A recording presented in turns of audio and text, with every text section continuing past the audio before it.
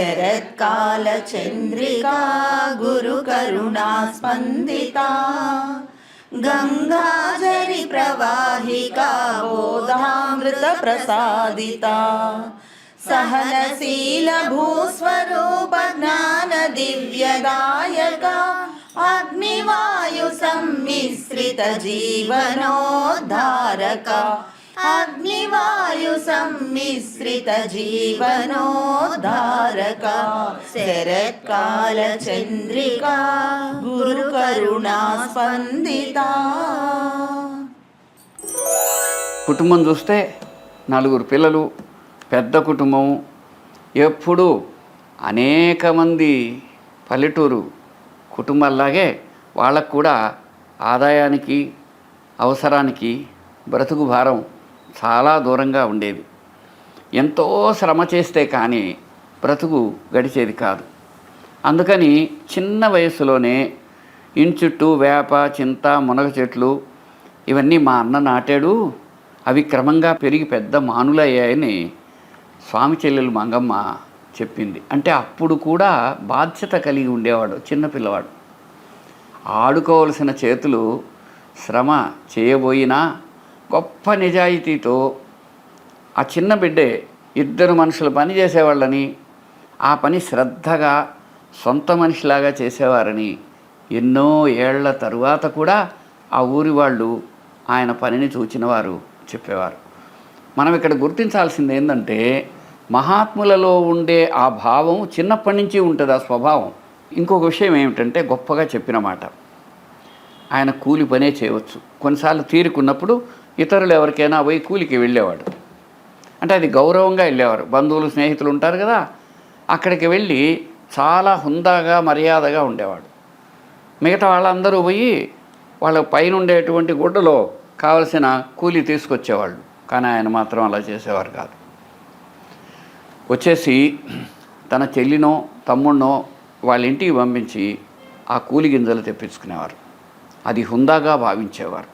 అంటే శ్రమకు కావలసిన ఒక హుందాతనం ఉండాలి అనే దృష్టి ఆయనలో కనిపిస్తూ ఉండేది.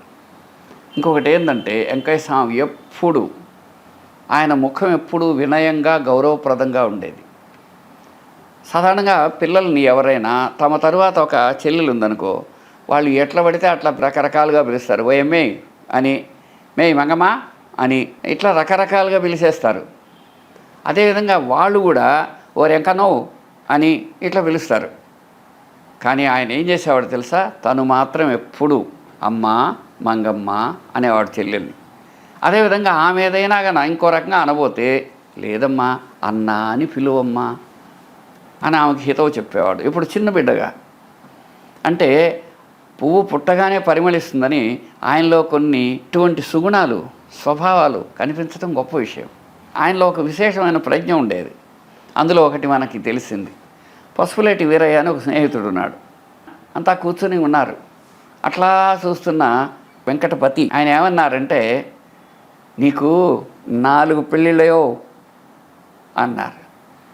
తమాషా ఏంటంటే విచిత్రంగా అతడికి 3 భార్యలు ఒకరి తర్వాత ఒకరు పోయి 4వ భార్యను కుల్లూరులోనే చేసుకున్నాడు. ఆమెకి 2 కొడుకులని ఆ తర్వాత మన పరిశోధనలో తెలిసింది.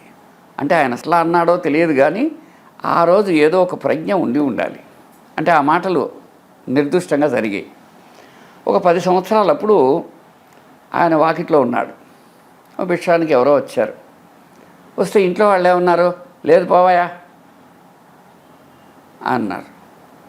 అక్కడ బయట ఉన్నాడు వెంకటపతి. ఆయన ఏమన్నాడంటే, 1 గంట అయిరా పాత్ర తీయబోతున్నారు, అప్పుడు వచ్చి గింజలు పెట్టించుకోపోవచ్చు అని వాళ్ళు మళ్ళీ రమ్మన్నాడు.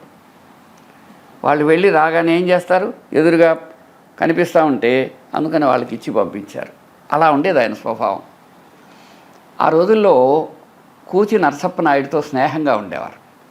ఆ స్నేహం గురించి మనకు కొన్ని వివరాలు వాళ్ళ అమ్మాయి ద్వారా, ఊరి వాళ్ళ ద్వారా తెలిసింది ఏంటంటే, వాళ్ళు చిన్న చిన్న గడ్డి ఉంటుంది, అది కొన్ని పశువులు తిని బాగా పాలిస్తాయి. దాన్ని దోకుడు గడ్డి అంటారు. అంటే బాగా లేపేసి ఇదిలించుకొని తీసుకొస్తే అది తిన్న పశువులు బాగా పాలిస్తాయి. అది బాగా చాలా బుట్ట నిండా అదిమి ఎత్తుగా పేర్చి ఆయన నరసప్ప ఇద్దరు ఎంతో శ్రమపడి తీసుకొచ్చి పశువులకేస్తే అవి ఎంతో బాగా పాలిచ్చేవి అని ఆనాటి జ్ఞాపకాన్ని కూచి నరసప్ప నాయుడు కుమార్తె జ్ఞాపకంగా చెప్పింది. 16-17 సంవత్సరాలు వచ్చాయి. ఊరంతా వెంకటపతి అంటే మంచి సేదుగాడు, అబ్బా ఏమి పని చేస్తాడా, 4 పని చేస్తాడు, ఒళ్ళు వంచి పనిచేసే శ్రమజీవి అని ఆ పల్లె వాళ్ళందరూ చెప్పుకోవటం అలవాటు చేశారు. అట్లాంటి ఒక సందర్భం ఒకటి దొరికింది మనకి. అప్పట్లో ఒక కాలంలో మర్రి ఆకులు వస్తాయి. ఆ మర్రి ఆకులను గన సక్రమంగా తీసుకొని వచ్చి వాటిని దోరణాలన్నీ గుత్తులుగా కడతారు.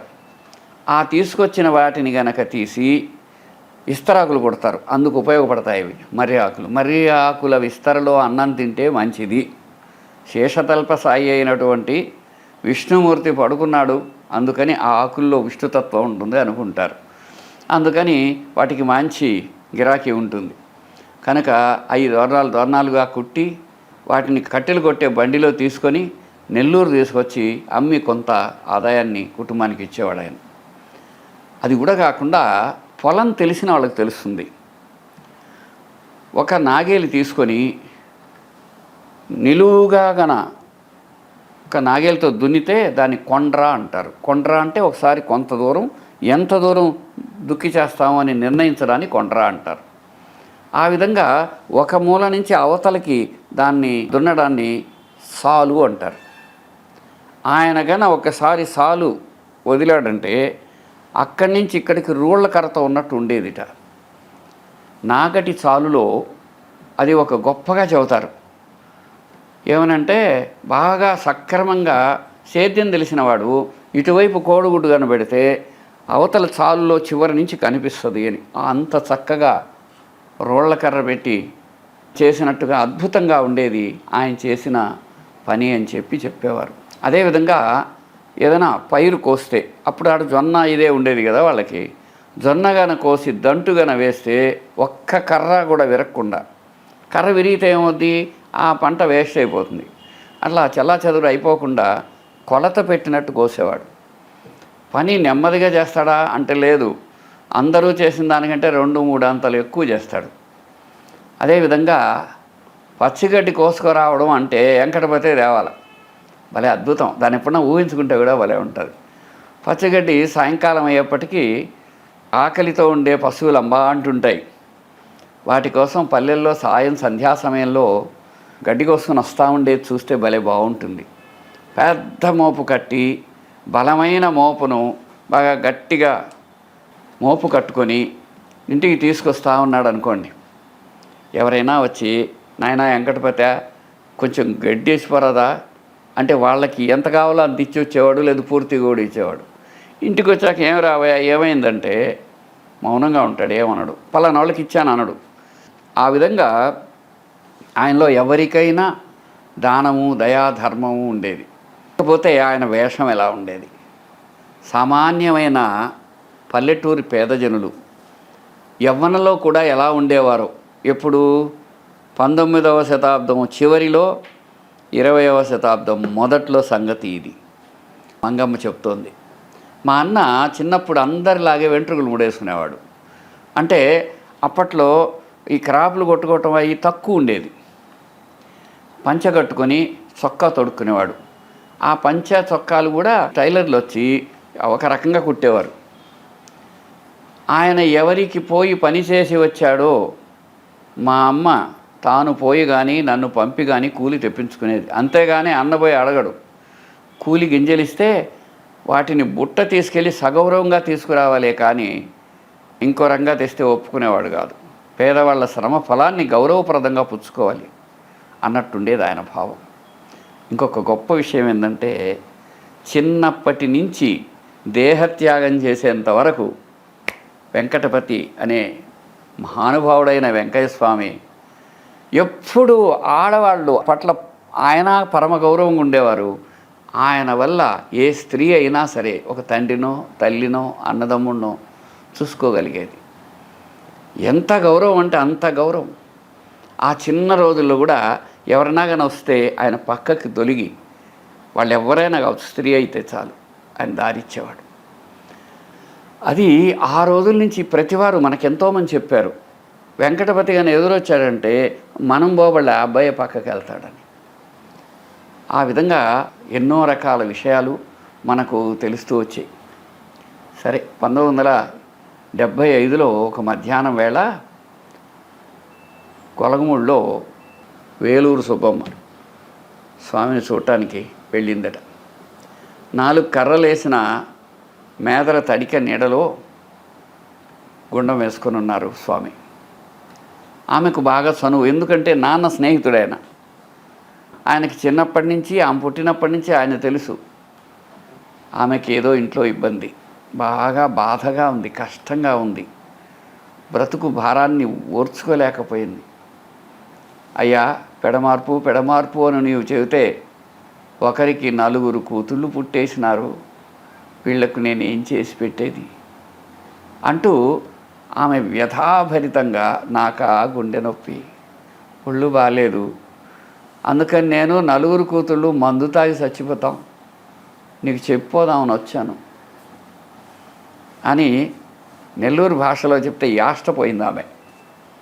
ఏలూరు సుబ్బమ్మ ఆయనకు ఒక బిడ్డ వంటిది, కూచి నరసప్పనాయుడు కుమార్తె ఆమె. సరే, ఆ ఆడపిల్లకు ఆయన ఒక మాట చెప్పాడు. ఆ మాటలో వాళ్ళ ఇంట్లో జరిగిన ఒక రహస్యమైన గతం ఉంది. అదేమిటంటే, అమ్మ సోంపల్లి పిచ్చమ్మ, పెంచల నాయుడు కొన్ని రోజులు ఎద్దు పెట్టి సేద్యం చేశారు. అంటే అర్థమైంది తెలుసా? సేద్యం చేసేవాళ్ళు ఎద్దులు పెట్టి సేద్యం చేసిన వాళ్ళు కొంచెం గొప్పోళ్ళుగా భావిస్తారు. దున్నపోతల సేద్యం చేసేవాళ్ళు కొంచెం తక్కువ అనుకుంటారు. రేయ్, నేను దున్నపోత సేద్యం చేసేవాడిని కాదు పోరా అంటారు. అంటే ఏంది, ఆయన కొంచెం ఎక్కువ ఎద్దును పెట్టి సేద్యం చేస్తాడు. కొన్నాళ్ళు దున్నపోతలతో సేద్యం చేశారు, అంటే పరిస్థితి తగ్గింది. స్వామి చెబుతున్నారు, తీరా పంట వచ్చి కళ్ళాల్లో మాసూలు అంటే చిట్ట చివర వాటిని పోగు చేసేప్పటికీ ఎట్లా పోయేవో మాయమైపోయేవి. అంటే ఏమిటి, ఎవరెవరికి ఏమి ఇవ్వాలో అన్నీ ఇచ్చేస్తే ఏమీ మిగిలేవి కావు. సోంపల్లి పిచ్చమ్మ ఎండు చింతాకు, ఉలవలు, ఊరుబిండి అంటే పచ్చడి చేసి ఒక బాణకు సంగటి గెలికి, ఇక ఇవి ఎట్లా మాయమైపోతుంటే ఎట్లా బతుకుదామని ఒక 5 రూపాయల మాత్ర ఒకటి సంగటి బాణలో చచ్చిపోదామని కలిపేసింది. వాళ్ళు ఎక్కడ చచ్చిపోయినారమ్మా అన్నారు. దీనికి ఆమె ద్వారా మనకు లభించిన ఒక ఆధారంగా ఈ విషయం మనకి తెలిసింది. అంటే అక్కడ ఉద్దేశం ఏంటి తెలుసా?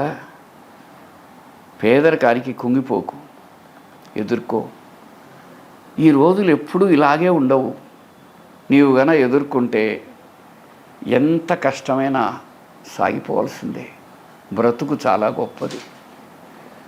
నిజంగా ఆ రోజు మా తల్లి అంత బాధపడి ఒక మాత్ర తెచ్చి కలిపినా అది ఏం కాకుండా మేమంతా ఇలా ఉన్నాం, అందుకని నీవు అలాంటి ప్రయత్నాలు ఏం చేయవద్దు అంటూ వెంకయ్య స్వామి ఒక అద్భుతమైన మాట చెప్పారు. అమ్మా, నీకెందుకంత బాధ? పూల విమానంలో ఒక ఆడ మనిషి అర్ధరాత్రి వచ్చేస్తుంది.